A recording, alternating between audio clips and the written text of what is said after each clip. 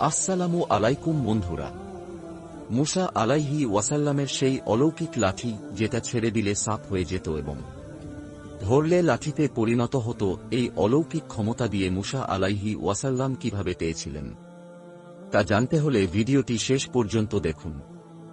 হযরত মুসা আলাইহি ওয়াসাল্লাম সুদীর্ঘ 10 বছর তার শ্বশুর হযরত শুআইব আলাইহিস সালাম এর নিকট থেকে বিদায় গ্রহণ করে কিছু জরুরি মালপত্র, কিছু পশু ও বিবি সফোদাকে নিয়ে মিশরের উদ্দেশ্যে যাত্রা শুরু করলেন।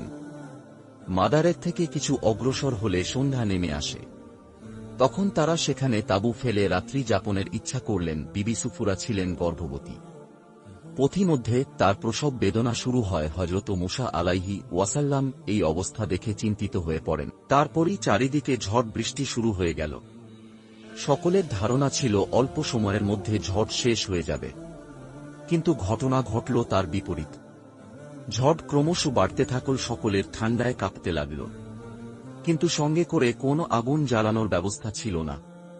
তাতে করে তারা এই ভয়াবহ সমস্যায় মুখোমুখি হল। হযরত মুসা আলাইহি ওয়াসাল্লাম এখন তাঁবুর বাইরে বেরিয়ে এসে চারিদিকে তাকিয়ে দেখছিল কোথাও আলো আছে কিনা। দূরে দেখলেন পাহাড়ের উপরে অনেকগুলো বাতি জ্বলছে। তখন তিনি সেখান থেকে আগুন সংগ্রহে আশায় সেদিকে রওনা দিল।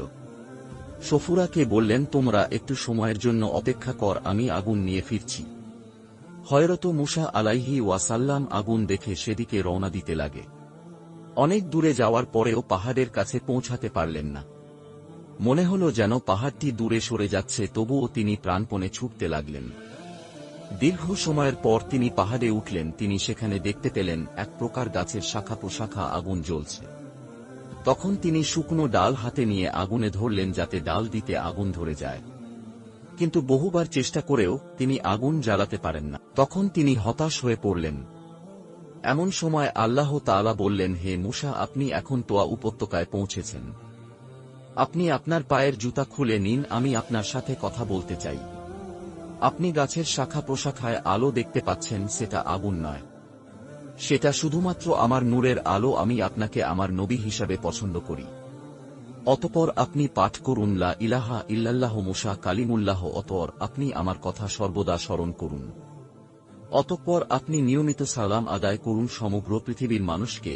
এই কলমার দাওয়াত দিন, পৃথিবীতে আল্লাহর আইন প্রতিষ্ঠান লক্ষ্য জেহাদ করুন। হযরত মুসা আলাইহি ওয়াসাল্লামের হাতে ছিল একটি লাঠি। আল্লাহ তাআলা হযরত মুসা আলাইহিস সালামকে একটি প্রশ্ন করলেন, এ মুসা, আপনার ডান হাতে ওটা কি? হযরত মুসা আলাইহি ওয়াসাল্লাম জবাব দিলেন, এটা আমার লাঠি, ওটার উপর আমি ঠেস দিয়ে বিশ্রাম করি। ওটা দিয়ে আমি মেসের জন্য কথা পারি। এছাড়া আমি এটা দিয়ে অনেক কাজ করি। আল্লাহ তাআলা নির্দেশ দিলেন,